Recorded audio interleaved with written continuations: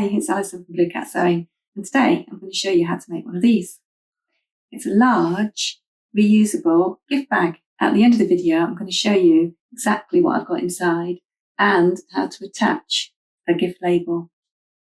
This is the pattern that you can download from my Etsy store. It's just got all the pictures inside and all the instructions and all the sizes to cut out your fabric in order to make 4 different sized gift bags. I'm making the large, which is this one here. You can download the pattern from my Etsy store. I'll put the link here so that you can find it. But here's the tutorial to take you through it. Fold your rectangle in half so that the short ends meet on the right hand side, right sides together. And we're going to sew all the way down that long edge and along the bottom.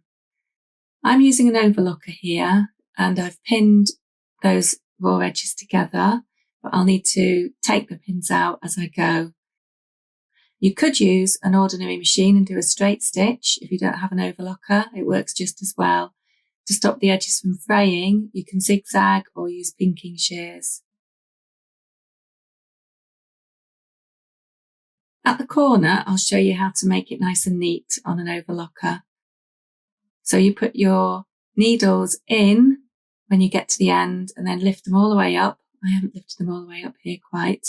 Just makes it easier to pull the fabric out and then lift up the foot, pull the corner around and then start sewing again. When you get to the end where you need to finish off, I'll show you how to do that.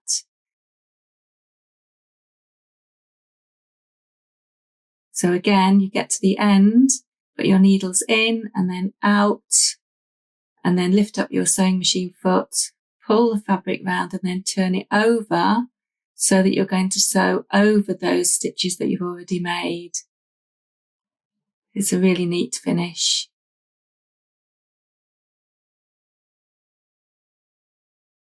And that's the corner there.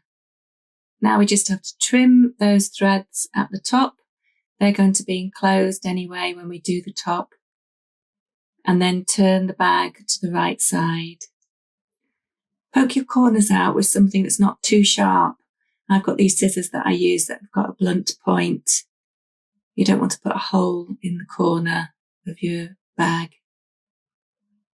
And then press along those seams that you've just sewn to get them nice and flat. At the top, we're going to turn a double hem. So turn it under a little bit. Doesn't have to be a precise measurement, and press all the way along the top of the bag and then turn it over again so you have a double hem and press that as well.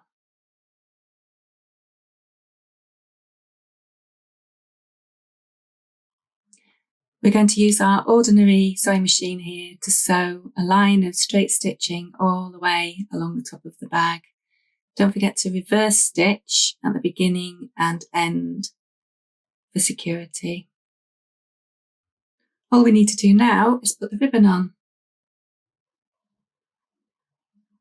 So you need to find the middle of your bag. I folded it in half here and just pressed it a little bit with my finger, and then find the middle of your ribbon and pin it in place, making sure you're only pinning through the first layer of the bag. And then one line of straight stitching down the centre will hold that in place. Don't forget to reverse stitch at the beginning and end. You can sew right over the pins that are pinned at right angles on an ordinary machine, and you shouldn't break your needle. And that's it, we've done it. So inside this large bag, I'm going to put some Christmas crackers that I've made. They're going to be a gift for someone in my family. So I've got 6 of them here and they all fit in really nicely. I'm going to put a label on to say Happy Christmas. And I think it'll make a nice storage bag for the crackers, and then they can bring them out year after year and use them. To put the gift label on, you just tie a little ribbon around your cardboard label and then thread it through the ribbon on your gift bag, and there it will stay. Tie a nice little bow And there we are. I hope you enjoyed making this reusable gift bag. Don't forget to give me a thumbs up, and I'll see you on the next one. Happy sewing!